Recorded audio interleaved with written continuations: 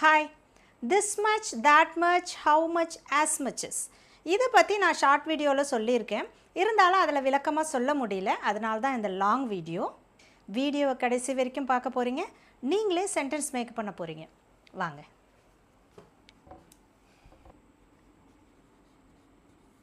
பாருங்க, this much அப்படின்னா இத்தனா, இவ்வளவு அப்படின்னு அர்த்தம்.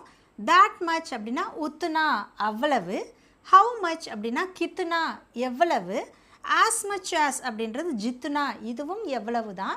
ஆனால் இந்த கித்துனா ஜித்துனா இந்த ரெண்டுத்துக்கும் என்ன டிஃப்ரெண்ட் அப்படின்னு பார்த்தீங்கன்னா, இந்த கித்துனா அப்படின்றது நீங்கள் கொஷின் வேர்ட்.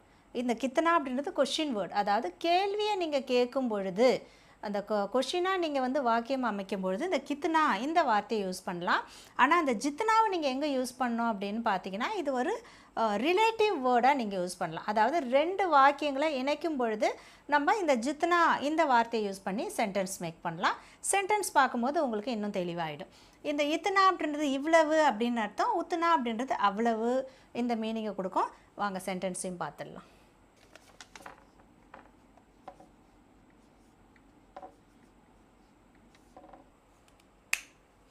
இப்போ இந்த சென்டென்ஸில் பாருங்களேன், முஜே இத்தனா சாஹியே அப்படின்னா எனக்கு இவ்வளவு வேணும். இத்தனா அப்படின்னா இவ்வளவு அப்படின்னு அர்த்தம். அதுவே உத்துனா அப்படின்னா அவ்வளவு. நான் அவ்வளவு இந்த உத்துனாக்கு நான் சென்டென்ஸ் நான் எழுதலை. இந்த இத்தனா இதே சென்டென்ஸை வச்சு தான் நான் உத்துனாக்கும் உங்களுக்கு நான் எக்ஸ்பிளைன் பண்ண போகிறேன். முஜே இத்தனா சாஹியே அப்படின்னா எனக்கு இவ்வளோ வேணும் அப்படின்னு அர்த்தம். அதுவே நம்ம இந்த இத்தனாக்கு பதில் இந்த இடத்துல உத்துனா இந்த வார்த்தையை போட்டோம் அப்படின்னா, முஜே உத்துனா சாஹியே அப்படின்னா எனக்கு அவ்வளோ வேணும் அப்படின்னு அர்த்தம். ஓகே, இத்தனா காஃபி ஹே அப்படின்னா இவ்வளோ போதும், எனக்கு இவ்வளோ போதும் அப்படின்னு சொல்கிறது. அதுவே இந்த இத்தனாக்கு பதில் உத்துனா போட்டோன்னா உத்துனா காஃபியேனா அவ்வளோ போதும், எனக்கு அவ்வளோ போதும் அப்படின்னு அர்த்தம். இங்கே பாருங்கள், நெக்ஸ்ட்டு இத்தனா மத் போலோ அப்படின்னா இவ்வளோ பேசாத அப்படின்னு சொல்லுவோம் இல்லையா, அந்த இடத்துல இத்தனா மத் போலோ அப்படின்னு சொல்லலாம். அதுவே அவ்வளோ பேசாத அப்படின்னு சொன்னால் அவ்வளோதான். உத்துனா மத்து போலோன்னா அவ்வளோ பேசாத அப்படின்னு சொல்கிறதுக்கு உத்துனா மத்து போலோ இந்த வார்த்தையை யூஸ் பண்ணிக்கலாம். நெக்ஸ்ட் சென்டென்ஸ் பாருங்கள், மேரே பாஸ் இத்துனா ஹே, என்கிட்ட இவ்வளோ இருக்குது அப்படின்னு சொல்கிறோம் இல்லையா, என்கிட்ட இவ்வளோ இருக்குது அப்படின்னு சொல்லும்போது மேரே பாஸ் இத்துனா ஹே.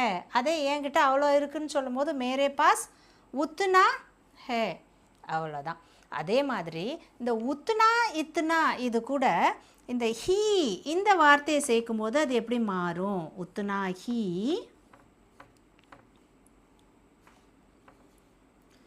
இத்துனா ஹீ.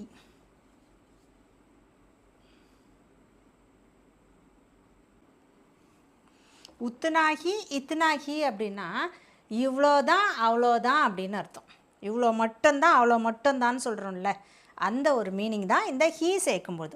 உத்துனாகி அப்படின்னா அவ்வளோதான், இத்துனாகி அப்படின்னா இவ்வளோதான். இப்போ இந்த சென்டென்ஸே நீங்கள் சேஞ்ச் பண்ணி பாருங்களேன். மேரே பாஸ் உத்துனாகி பைசா ஹே அப்படின்னு இருந்தால் எப்படி சொல்லலாம் பாருங்கள். மேரே பாஸ் என்கிட்ட உத்துனா ஹீ பைசா ஹே, என்கிட்ட அவ்வளோதான் காசு இருக்குது. ஓகே, அதுவே மேரே பாஸ் இத்துனா ஹீ, என்கிட்ட இவ்வளோ தான் காசு இருக்குது. மேரே பாஸ் இத்துனா ஹீ பைசா ஹே அப்படின்னா என்கிட்ட இவ்வளோ தான் காசு இருக்குது. அந்த ஹீ சேர்க்கும் போது இவ்வளோ தான் அவ்வளோதான் அப்படின்னு சேஞ்ச் ஆகிடும். ஓகே, இந்த சென்டென்ஸ் உங்களுக்கு புரிஞ்சிருக்கும்னு நினைக்கிறேன். நெக்ஸ்ட் நம்ம பார்க்கலாம்.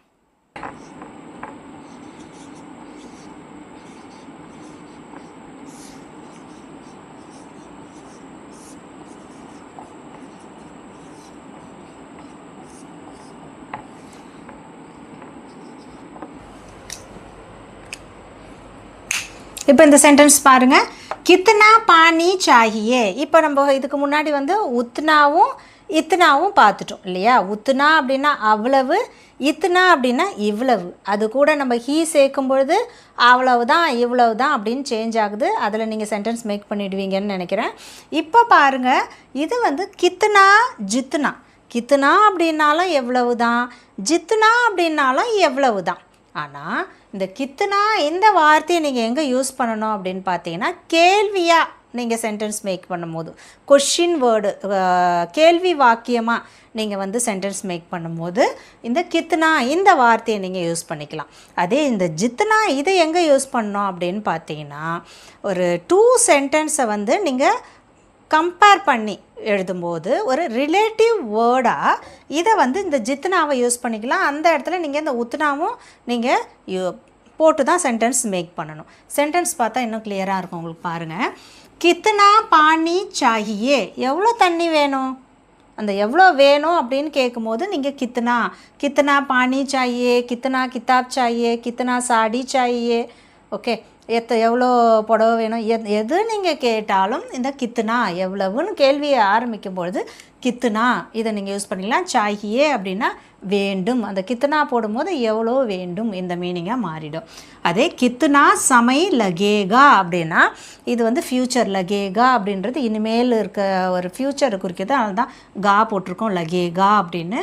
கித்துனா சமை லகேகானா எவ்வளோ நேரம் ஆகும் அப்படின்னு அர்த்தம். எவ்வளோ நேரம் ஆகும் அப்படின்னு சொல்லும்போது கித்னா சமை லகேகா.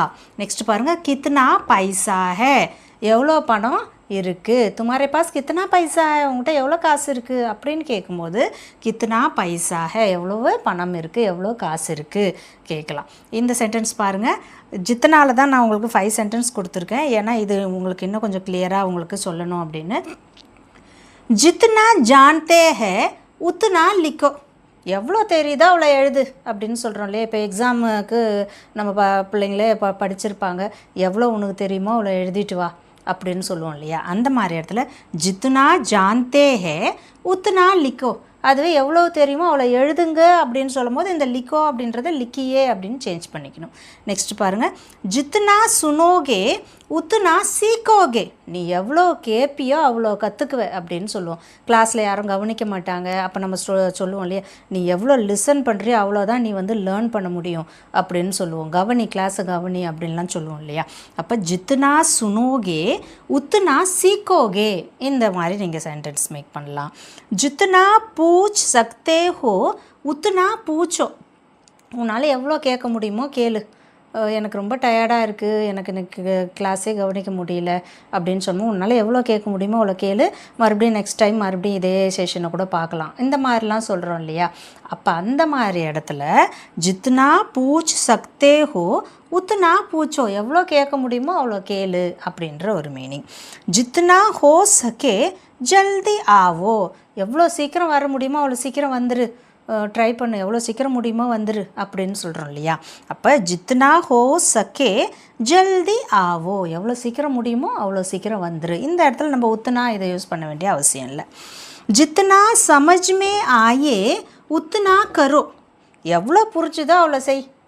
இப்போ ஒரு வேலையை ஒருத்தருக்கு நம்ம வந்து சொல்லி கொடுக்குறோம் அப்படின்னு வச்சுக்கோங்களேன், எனக்கு இன்னும் கொஞ்சம் கிளியராக ஆகலையே அப்படின்னு, முதல்ல நீ எவ்வளோ புரிஞ்சுதோ அவ்வளோ செய், அதுக்கப்புறம் தான் இன்னும் மீதியை வந்து நீ வந்து கற்றுக்க முடியும் அப்படிலாம் சொல்கிறோம் இல்லையா. அப்போ உனக்கு எவ்வளோ தெரிஞ்சுதோ எவ்வளோ புரிஞ்சுதோ அவ்வளோ செய் அப்படின்னு சொல்லும்போது உத்துனா சமஜ்மே ஆயே உத்துனா கரோ இப்படி சொல்லலாம். அதே எவ்வளோ உனக்கு புரிஞ்சுதோ அவ்வளோ செய்யுங்க அப்படின்னு சொல்லும்போது இந்த கரோ வந்து கீஜியவா சேஞ்ச் ஆகும். இப்போ இந்த கரோ இந்த வார்த்தைக்கு பதில் இன்னும் வேறு என்னென்ன வார்த்தையெல்லாம் யூஸ் பண்ணலாம்.